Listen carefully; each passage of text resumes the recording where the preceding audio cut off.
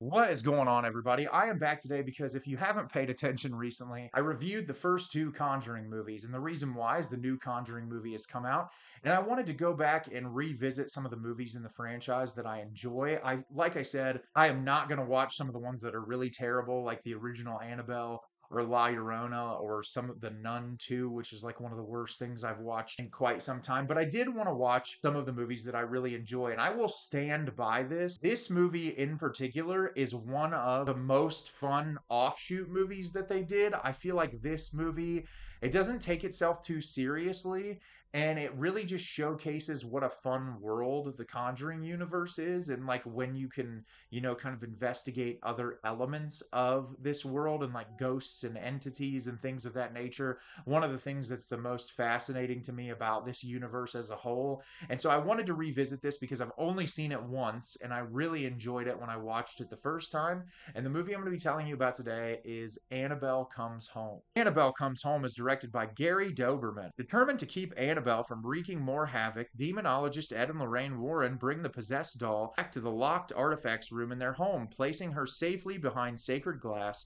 and enlisting a priest's holy blessing. But an unholy night of horror awaits as Annabelle awakens the evil spirits in the room, who all set their sights on a new target, the Warrens' 10-year-old daughter, Judy, and her friends. So I was really excited to rewatch this movie, and as I said to you, this is one of the most enjoyable, like, offshoot movies that they've made. I am not scared of Annabelle the doll by any means. A lot of people think that she's really creepy.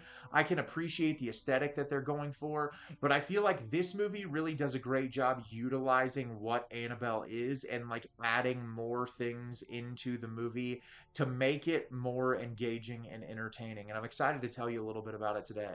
So that really lengthy plot description breaks it down. We see at the beginning of the movie when Ed and Lorraine get possession of Annabelle, they take her back to their house and put it away in a glass case, and they're getting ready to leave for a trip. And their young daughter Judy, who is played by Mckenna Grace, we see early on, she is experiencing a lot of the same things that her mother is. She can see entities, and she is kind of worried as to how that's going to impact her. She gets bullied in school and people treat her differently because they know who her parents are. And so she's struggling. Her birthday is about to come up and she doesn't feel like anybody's going to come to her birthday party, which leaves her feeling very isolated and alone.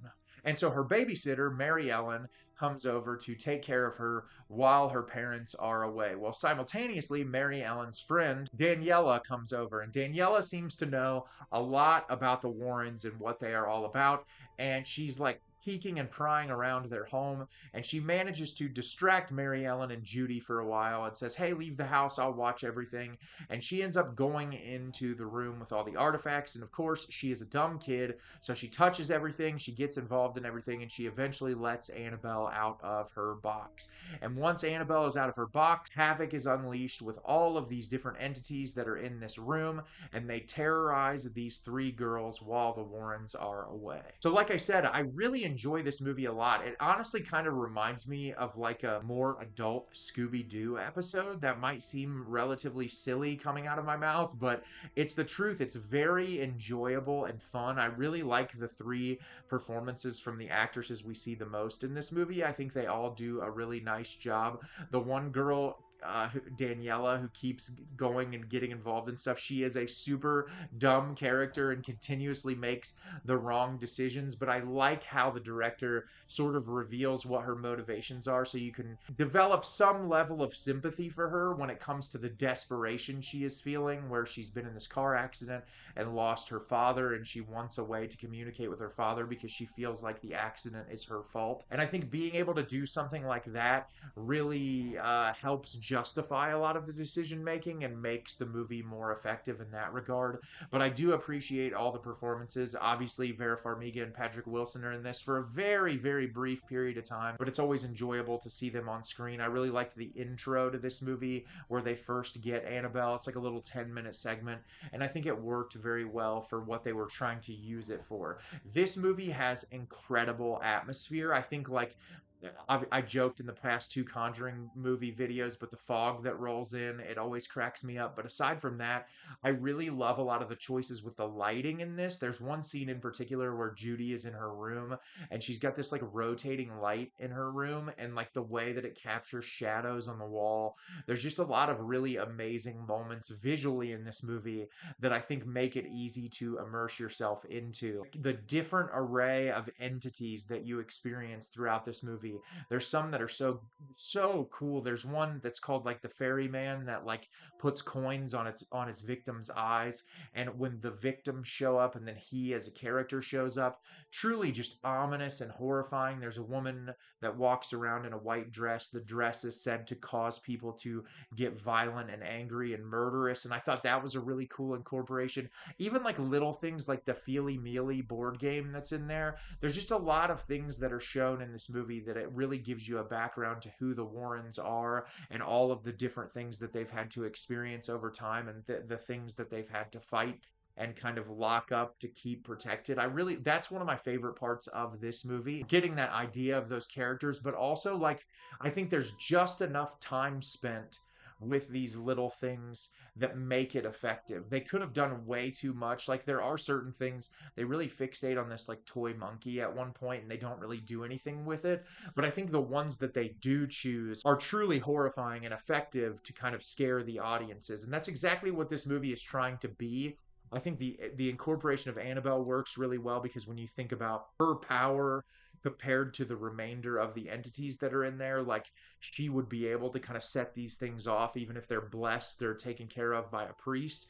And so I think this movie does a really great job kind of spiraling more and more out of control, which is one of the things that I like so much about the original Conjuring film, is I feel like that movie sort of descends in you as a viewer into chaos in a way that is incredibly effective.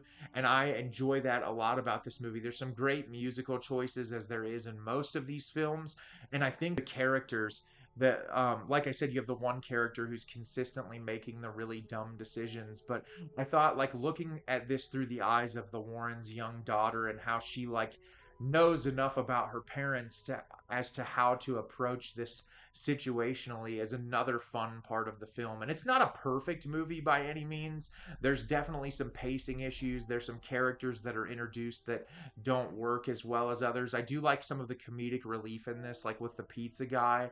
There's some jokes in this that are really sort of corny, roll your eyes. But I think all of those things aside, like for what this movie is, I think it's much better than a movie like this late in franchise installment should be. I really appreciated it a lot, and I enjoyed it just as much as I did the first time around. I thought it was a lot of fun, and I think if you're gonna watch one of these movies that's an offshoot of the Conjuring universe, Annabelle Comes Home is definitely worth your time. So have you seen Annabelle Comes Home? Did you love it? Did you hate it? Leave me a comment down below and let me know what you thought. I thought this movie was really entertaining. It's not perfect by any means, but it's very enjoyable, and I definitely look forward to rewatching it. As always, if you can like the video and subscribe to the channel, helps me out a lot and lets me know the type of content you're looking for. I'm always putting out new material and look forward to getting more out for you in the near future. And as always, everyone, thank you so much for watching and have a great rest of your day.